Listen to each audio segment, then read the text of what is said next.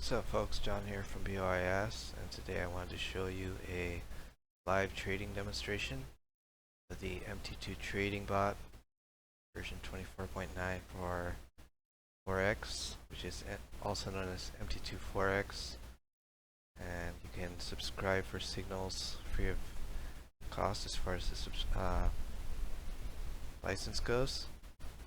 Just have to pay the profit share once a month. And there's some nice signal providers. You can check out their trade history, profit graph, so on. And to subscribe, you just need to select one and click plus and subscribe.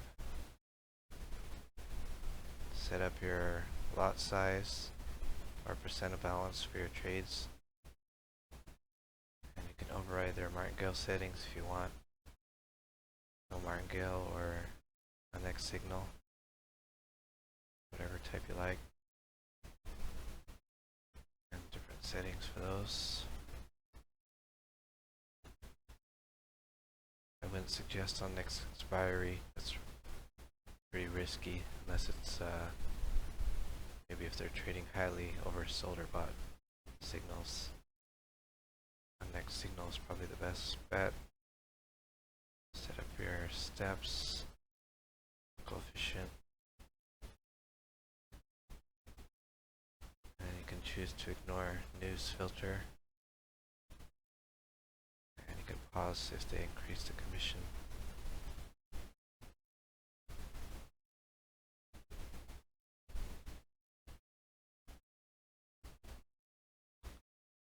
Also run your favorite indicators.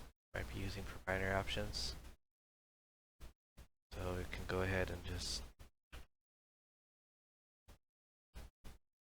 load the MT2 Forex connector and enter your signal name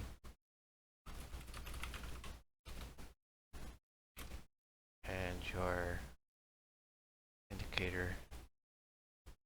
So for example, if you have like a dash or underscore or whatever file name, make sure that matches up, and then make sure the buffers match your indicator.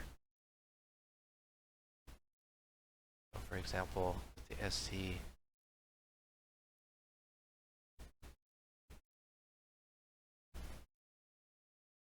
see here, these are the buffers on the colors tab. So 1 would be the buy arrow and 0 would be the sell arrow.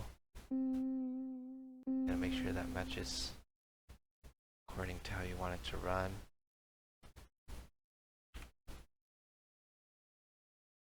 The connector, as you can see here, the BOS indicators have 0 for. Now, if the win rate is really terrible, you can also go the other way too and switch the buffer. And you can set it according to lot size or amount. So if you select amount, then you're going to select percent. So you're going to put in, like, say $10, and then you're going to put, let's say 50% of $10 for your risk, which would be $5, and then 30% of your payout, which would be $3. I personally prefer to do lot size and points because it's more precise and it's just easier to figure out in your head, I think. So select lot size, points, and you can put like 50 points risk and 30 points take profit. So risk would be stop loss, payout would be take profit. And then you can do either no martingale or any of these various types. I find that on next signal is the best. can set up the number of steps and the coefficient. For on next signal, I would suggest make sure you put in the asset name here, just to make sure that the on next signal doesn't get mixed up. So it's going to only fire with a particular indicator on a particular pair the next signal when you lose. And then you can make sure you have your intrabar or on new bar according to your indicator, what works best.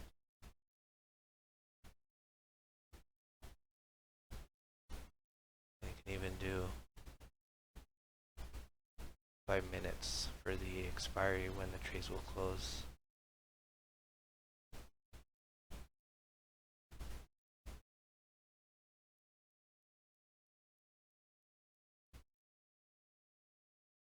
And you don't need to put the indicators on the chart unless you want to see the arrows. But one thing to note about the MT2 Forex signals, unlike binary, you need to be able to change the MQ4 code if you want to change the input values to be able to be recognized, because MT2 Forex, it recognizes just the native file, not the inputs on the actual MT4 if you try to edit the inputs of the indicator. So just be aware of that.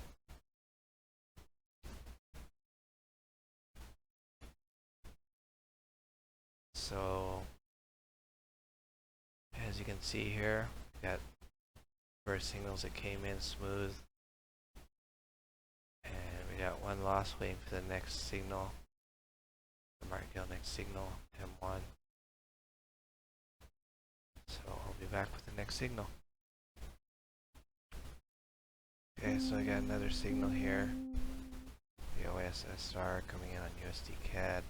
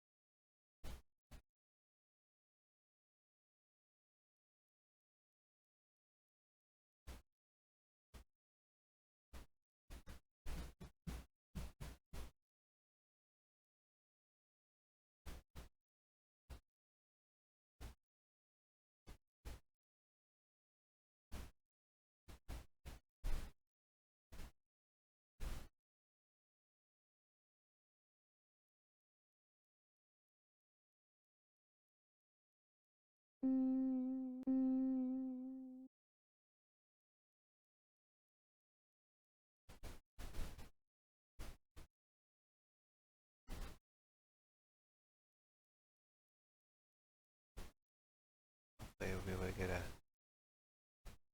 Euro USD M1 coming in. It's taking a minute. Let's go.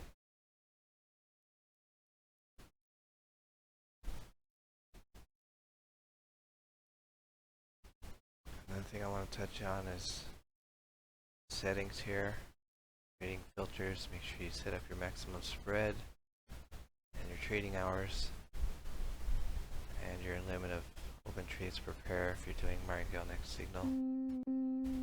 Doing martingale next signal global, you want to do all open trades 1.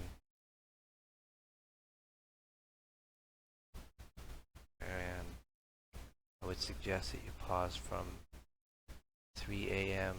till 3 p.m. to 6 p.m. Eastern every day, because you have to give your trades time to close ahead of the spread jump and the chaotic price action that happens at 5 to 6 every day. So you have to figure that out according to your VPS if you're using one, or local time. As you can see here, it's 11:17 a.m. on this VPS time. So I'm going to have it pause a little ahead of the 3 o'clock hour.